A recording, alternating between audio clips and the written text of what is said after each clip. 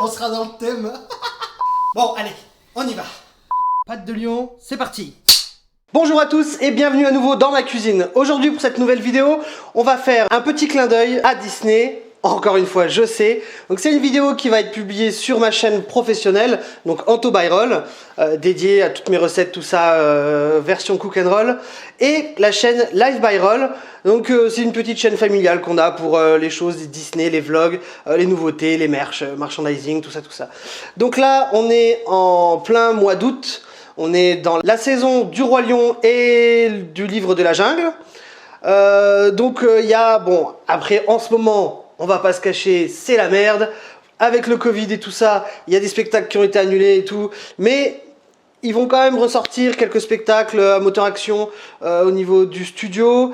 Et le spectacle aussi du Roi Lion, il me semble qu'il va ressortir à Frontierland Theater. Enfin bref. Là, on va faire du food, donc elle est très connue chez les fans de Disneyland Paris, c'est la pâte Choco Coco. Alors attention, c'est un incontournable sur le parc, ça fait fureur, en fin de journée en général quand vous y allez, il n'y en a plus, alors il faut y aller très très tôt. C'est sur une base, en fait c'est un biscuit financier, où on remplace simplement la poudre d'amande avec de la poudre de noix de coco. Voilà, il faut prévoir les petits bâtonnets, les moules, je vais vous en parler tout à l'heure, que j'ai cherché. Et on va faire ça ensemble. Attention, comme d'habitude, c'est très simple, très rapide, mais efficace. C'est parti. Pour cette recette, au niveau des ingrédients, il faut 6 blancs d'œufs, 200 g de sucre glace, 80 g de poudre de coco, 80 g de farine. Si vous êtes intolérant au gluten, vous pouvez mettre de la maïzena, ça fonctionne aussi très bien. 200 g de beurre et 150 g de chocolat. Vous pouvez aussi prendre donc toujours une pincée de sel qu'on met toujours dans les blancs d'œufs. Au niveau des ustensiles, il vous faudra un cul de poule, un fouet et une passette. Attention, elle est très importante parce qu'elle va vous servir pour le sucre glace, pour la farine et pour le beurre. Et fatalement, il nous faut les jolis petits moules pâte de lion. Donc j'ai un peu galéré à les trouver, j'ai cherché, je les ai trouvés sur Amazon, je vous mets le lien, je sais pas, il n'y en avait plus beaucoup. Est-ce qu'il y en a encore? J'en sais rien, je vous le mets en bas dans la description. Mais voilà, c'est des petits moules tout mignons qui vont au chaud, au froid et tout ça. Tout d'abord, pour commencer, on prend le beurre et on le met à chauffer. Donc là, ce qu'on attend, c'est un beurre noisette. On fait fondre le beurre, on le laisse, il va mousser, il va commencer à se colorer. Et à partir du moment où il arrête de mousser, normalement, c'est qu'il est noisette. C'est la petite astuce. Donc là, on le laisse tranquillement. Et nous, on commence notre pâte.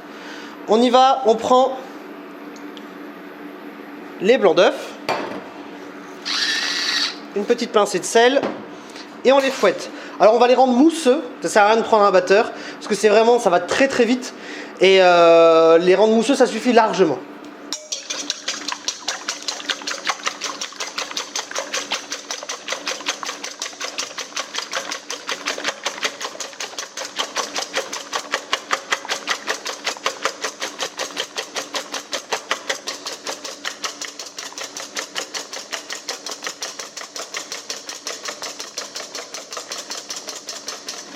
On est déjà pas mal, vous voyez, ça va très vite.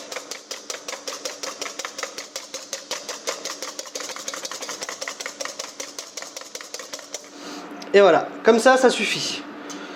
On va ensuite prendre le sucre glace, la passette,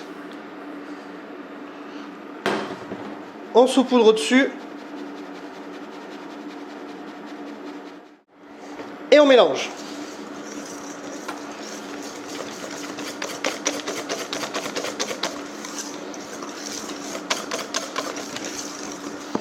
Ensuite, on incorpore la noix de coco.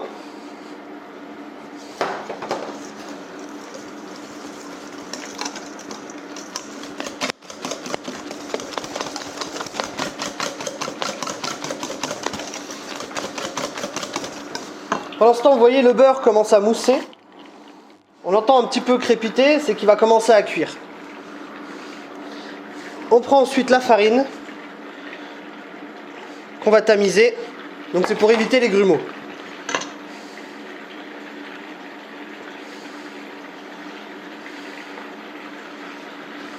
Hop là, on en a fini avec ça.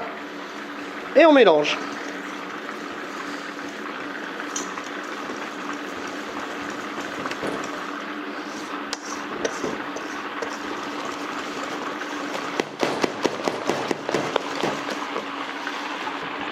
Voilà, notre pâte est presque terminée. On peut déjà mettre le four à préchauffer, donc 180 degrés pendant 15 minutes. Voilà, le beurre a arrêté de crépiter, il mousse plus.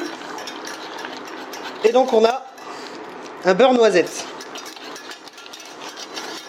On va le laisser reposer quand même 5 minutes, ça ira bien. Pour pas le mettre trop chaud, sinon ça va cuire les œufs en direct. Une fois le beurre refroidi, on le met dans la passette pour enlever donc les impuretés. Vous aurez toujours un peu de beurre cuit au fond. Et on mélange.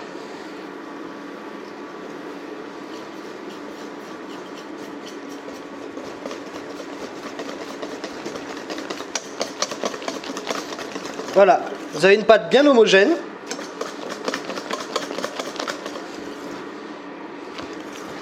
C'est parfait, on va les mouler. On va pouvoir mettre la pâte dans les moules. Alors moi je vous conseille, si vous trouvez cela, c'est de les graisser quand même, parce que je me suis fait avoir la première fois. Ils sont absolument pas anti-adhésifs. Donc moi j'utilise un piston, vous pouvez le faire à la cuillère, c'est un peu plus chiant. Hop.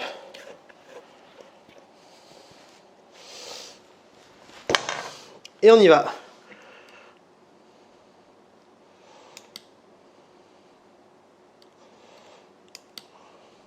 Vous pouvez aller jusqu'en haut du moule, sans problème. On remplit à ras.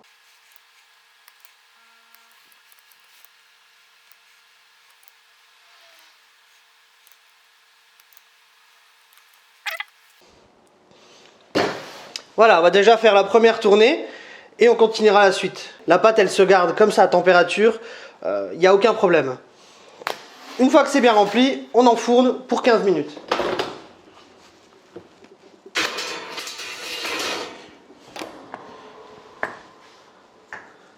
C'est parti. Alors, j'ai la première tournée qui a été cuite. Enfin, qui est cuite. Vous avez des belles petites pâtes. La deuxième, on l'a mise directement. Donc on a démoulé. Si vous graissez bien les moules, ça sort tout seul. Vous regraissez vite fait. Ou alors à la bombe, hein, comme on trouve maintenant beaucoup. L'agent graissant. Ou au pinceau avec de l'huile pour aller vachement plus vite. Vous mettez le reste de pâte. Vous enfournez directement. Votre four est chaud, c'est parfait. En attendant qu'on les laisse refroidir, on va prendre notre chocolat, on le met en bain-marie pour le faire fondre. Après, si vous voulez, vous pouvez aussi le faire fondre au micro-ondes. Micro-ondes, attention, c'est 30 secondes par 30 secondes. Sinon, vous risquez de cuire le chocolat et après, vous ne pouvez plus rien en faire. Donc là, moi, je préfère la petite solution bain-marie. De toute façon, moi, j'ai pas de micro-ondes. Donc, on y va comme ça. Alors là, on est quasiment prêt. Ça sort du four. Je vous montre la petite astuce. Vous prenez le coin avec un torchon, hop, vous retournez, on secoue un peu, et vous voyez, il se démoule tout seul. Donc toujours en bien graissant le moule, parce que sinon, ça ne fonctionne pas. On les met là, attention, c'est chaud, et notre chocolat est fondu. On prend notre chocolat, et on va napper. Enfin, plonger. Hop, un petit coup de papier, pour ne pas mettre de l'eau partout. On le pose là. Donc il est bien fondu, il n'y a plus un seul morceau. C'est nickel. Donc vous prenez une pâte et un bâton. Donc de la face où vous voyez les coussinets. Donc vous plongez. Hop. On fait bien couler le surplus. On le retourne. On enfonce le bâton jusqu'à la moitié du biscuit. Vous le ressortez, vous élargissez un petit peu le trou, vous le ressortez, vous le plongez dans le chocolat, voilà, et vous le remettez dedans.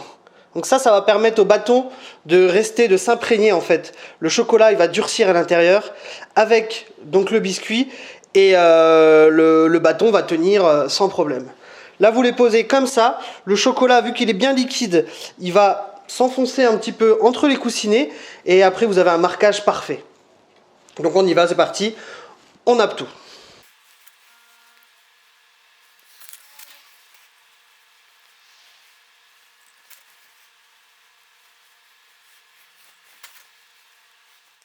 Voilà, on les a tous trempés, maintenant on va les laisser reposer, donc on va les mettre au frigo une petite dizaine de minutes. C'est du chocolat pur, donc ça fige très rapidement. Et voilà, une fois le chocolat durci, ça nous donne ceci. Donc on voit bien les marques de coussinet, le chocolat est craquant, à souhait c'est craquant.